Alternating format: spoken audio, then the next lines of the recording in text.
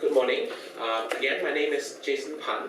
I'm happy to be here to share with you some background about the project. We would like to split the time that allocated for us to two parts. So I'm going to give a quick overview of the presentation to introduce the concept behind this project. And then I pass to Dr. So to give an introduction of the project that we conducted in Hong Kong for a few years.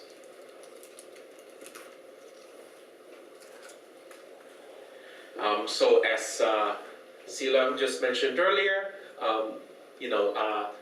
this project is a partnership with the Globe at Night program, an extremely successful program, and also a citizen science program for people to contribute individual observations to the webpage. We believe this is an extremely successful model, and again, certainly we do see many points here in Korea, in Japan, Asia, and we invite them to measure the night sky brightness and submit observations. So, for our team in Hong Kong, we have been studying light pollution through measuring the night sky brightness. We are going to use the term NSB a lot of times, just in short, for night sky brightness. We take this to be an indicator of the severeness of light pollution since 2003. We also conducted a citizen science NSB measuring campaign between 2007 and 2009. I'm not going to show the results here. We did collect over 2,000 data points where we gave SQM meters to students, we also invite a lot of teachers, educators, and also some people running campsites who give us the real data. And we collect 2,000 data from over 200 people at the end. It was quite a success. And then after that, we figured we really need a more comprehensive NSB monitoring network so that we actually can study the details of the variation of this parameter NSB as an indicator of light pollution. So this very program, this current project, is supported by our university's Knowledge Exchange Program Fund. I need to show their name here because they pay me. And I have to say this KE program. This is the new initiative of our university. As Sila mentioned, this project has been endorsed by the IAU as a major cosmic light program. And in the award letter, it actually says that the suggestions were made to coordinate with others who are pursuing educational aspects in other regions. So this really encouraged us to build on this Globe at Night participation model. And so we hope to establish a worldwide night sky brightness monitoring network. And sometimes we just call that the NSN, the Night Sky Monitoring Network. So we have many, many partners, and the list is growing. So I apologize if your institution's name is not up there yet. So in brief, we hope to set up a measuring network using this commercially available meter called SQMLE, as most of you have already seen just from CLearn. The L here, SQM stands for Sky Quality Meter. So basically it's a small solid state device to measure the night sky brightness. The L stands for the lens version. That means it's because in the previous version, it has a version that actually measures a cone size, because it has a sensor and it measures, basically it integrates the light coming from the sky and the previous version, I think it's about 40 degrees with half max. Yeah, and now they reduce it to this lensed version, the lens in front of it. So that's why now it's only 15. So it's a little bit more zenith, night sky brightness. But zenith NSB is too long, so just NSB most of the time. And E stands for Ethernet. And this is important when we try to establish a network, when we actually have data that is coming online in real time. And we hope to have a real-time map of light pollution on a global scale available on the project webpage.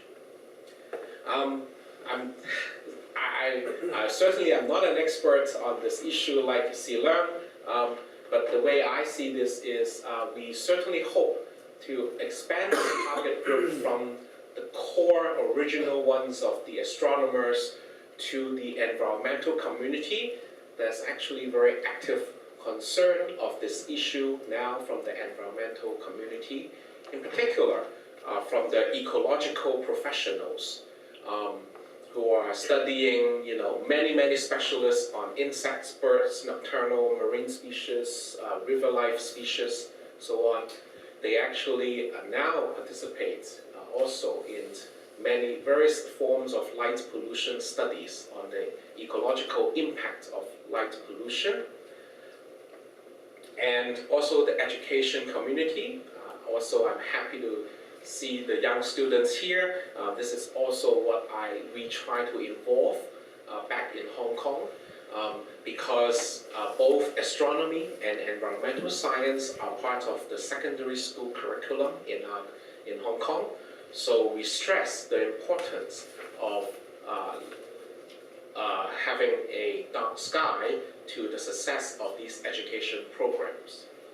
Finally, the general public, I believe Sila will mention a little bit about that too, making sure we keep our voice heard in the general public so that the government officials, policymakers, opinion leaders, and also are aware of our work and of the issue of light pollution.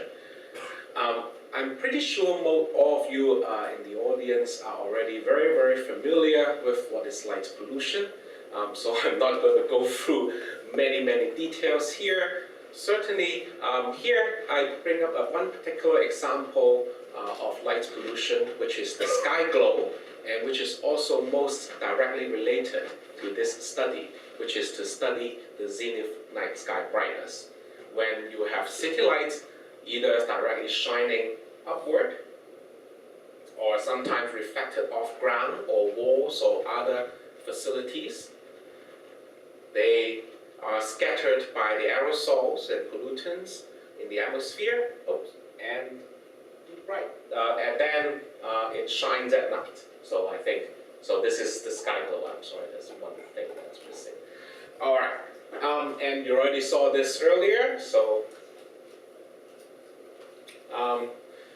there's this one source of information that we like to share with the audience. This is image taken by the International Space Station. They have set up some camera outside the space station, and this is actually manually operated. And astronauts actually keep taking beautiful pictures of night skies of many places. Many, maybe your hometown already has been captured also. So I'm just going to show a few examples here. For example, this is Hong Kong. This is the island of Hong Kong. And unfortunately, the weather is not very good. So it's very cloudy. The airport is here, and this is China. Depending, because there are different versions of data. For example, earlier on, you have a close-up look of the city when you actually can see scale up to about 100 meters. But you also have big-scale images like this of the entire island of Taiwan. And these, actually the question is, what are these? Any ideas from the audience? Fishing boat. Fishing boats. You guys guys already know the answers. And they are very bright. And they also the city of Taipei, taken in 2012. Please don't trust the contrast of these pictures yet, because these are just JPEG images. They are highly processed. But the raw data are also available if you are interested to process it from the beginning. As mentioned to Professor Kim, this is the more recent image of you can actually even see the solar panel and the entire countries of Korea, Republic of Korea, and this little dot up there. I don't think I have to tell you what that is. Also, again, you have the close-up look of the city of Seoul. So have the city of Manila, Manila, and you can see the bay, and you can also, I certainly agree, the light pollution condition is very severe. And last but not least, this is actually a little bit old of an image taken in 2008 of the city of Tokyo, and we are here. So we are fortunate to be in the dark corner of the place. I'm not going to talk too much about the adverse effects of light pollutions, and but certainly the health issues that could be raised because of the light trespass or the light nuisance. This is a particular severe case when a very urban place, when sometimes city lights directly enters into people's living domains. On the other hand, there are certainly environmental problems that actually need to be addressed. The energy issue, this wasted energy, and finally, how it affects astronomy, the sky globe.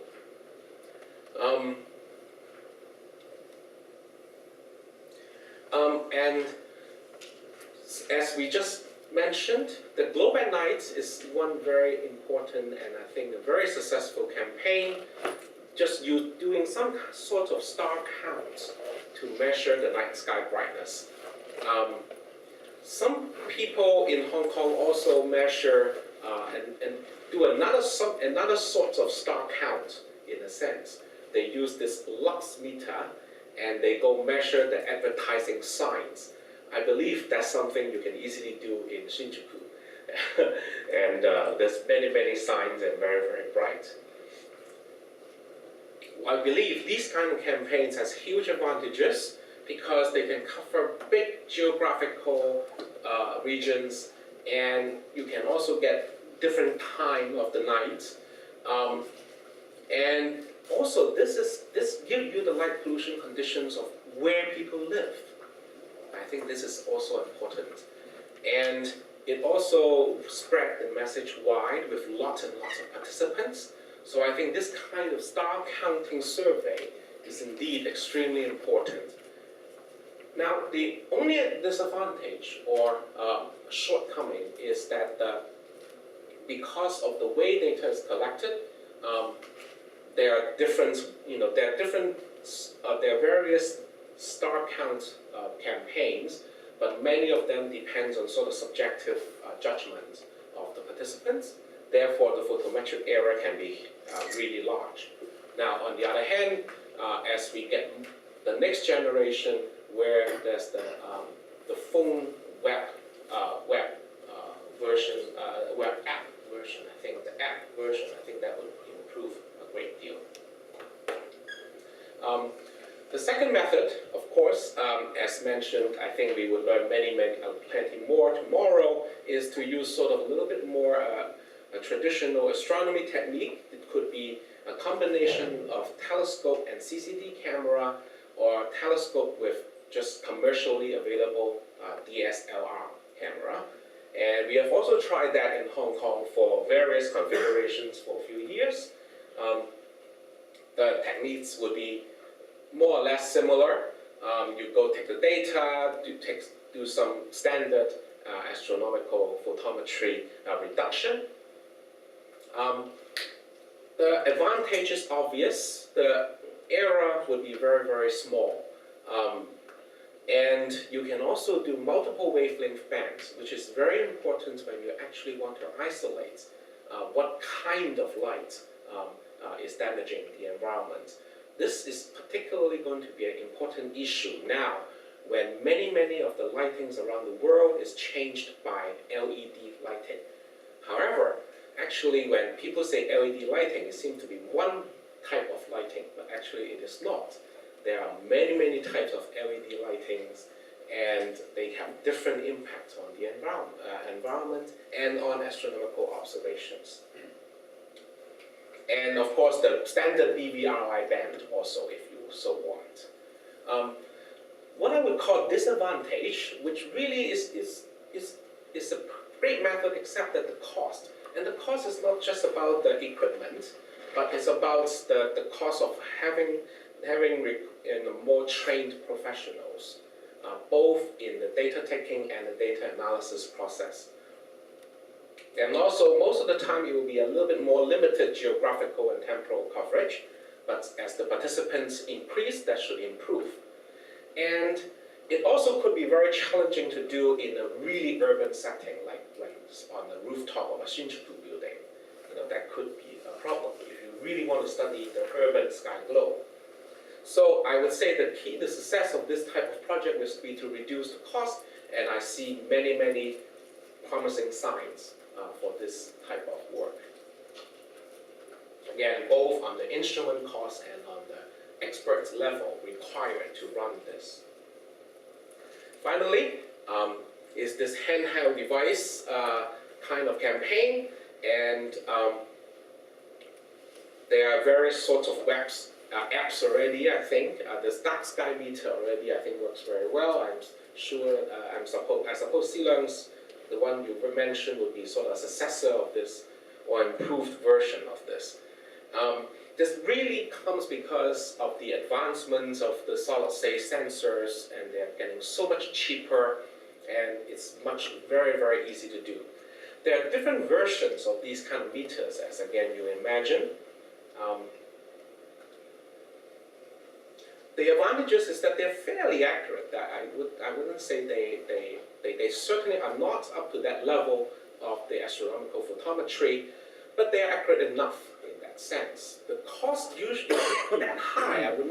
Maybe I should not put down the word low. It is still quite expensive, of a few $100 US, but it's much, at least I think it's cheaper than the standard astronomical method. But you can do very high data collection frequency continuously. I think this is a strength of this particular kind of method. And at least we would try to persuade you that it actually works quite well in both an urban and rural setting over a long period of time of survey. Now, there are some disadvantages. First is that it is a single band. This so-called SQM magnitude band, while it is not standard, Chewing will show you the wave band and how it's sort of close to V, but it's not quite. But it is gaining popularity, and now more and more people actually are publishing work in SQM magnitude. And also, people have tried to do campaigns to measure night sky brightness away from the zenith. However, my personal opinion is that I do not know whether to trust any of the results yet, because again, of this issue, the SQM does not measure the night sky brightness of a single point in the sky. It measures a patch of sky. So if it's away from zenith, then the corrections get much more complicated. So it's not clear to me whether it works yet. It might work. It might very well work. Some people are trying to work on it. So at the end, we believe that this international SQM network provides the best compromise for costs, for the ease of use, geographical coverage, and temporal monitoring. And from a personal experience, while to the outside world, just getting many measurements is important over a long period of time. But for me, I care very, very much about the quality of the data. So it's not just the quantity, but also the quality. So Dr. So, in his next few talks, we would have a chance to talk about how to maintain high quality data, and he would actually explain what we mean by high quality data. So finally, just to get you excited with a taste of the great opportunities, possible. I really think that this survey is going to generate a gold mine of environmental and astronomical data. We did right now we have some preliminary studies with only a few stations running. I apologize, the Taiwan Astronomical Museum one is not shown here on that particular day. This is the New Year Day, it just passed. We have urban station in Hong Kong, in National Tsinghua University, NLJ right here, and in rural Hong Kong. And there are many, many things I can talk about this chart, which I'm not going to do right now, because I believe I'm going to allow Dr. So to tell you many, many more of all the different, all the factors affecting the night sky brightness observed. So thank you very much. I look forward to many, many more discussions with you all later in the workshop. Thank you. So maybe any questions for my part first before I pass to Dr. So? Yes. I have questions. How many sites do you have in Hong Kong? How many what? How many measurement sites? Size. We have 18 sites in Hong Kong. Roughly, I think half is urban, half is Hong Kong rural, and 3 we call that undefined. Undefined meaning they are neither urban nor rural. For example, we put one near the airport, we put one near the pier, ocean terminal. So the light pattern they operate is different. So that's why it's not a typical urban or typical rural environment. And you need also the cost for the maintenance. Yes. So fortunately we get some funding from the government, from the environmental department to pay for the meters and for the data collection. The scheme we use is slightly different from the one for this survey. We actually use a wireless version of this survey. So, which is instead of using a Ethernet wire, we actually connect it to a USB 3G finger. So then actually, so USB not finger, 3G. A 3G router. Yes, sorry. 3G router, so we can actually put it in anywhere we like. We only need electricity, so we do not need the wired internet connection. So that would help us to put in some more interesting places. Okay, thank you very much. So I pass to Dr. So.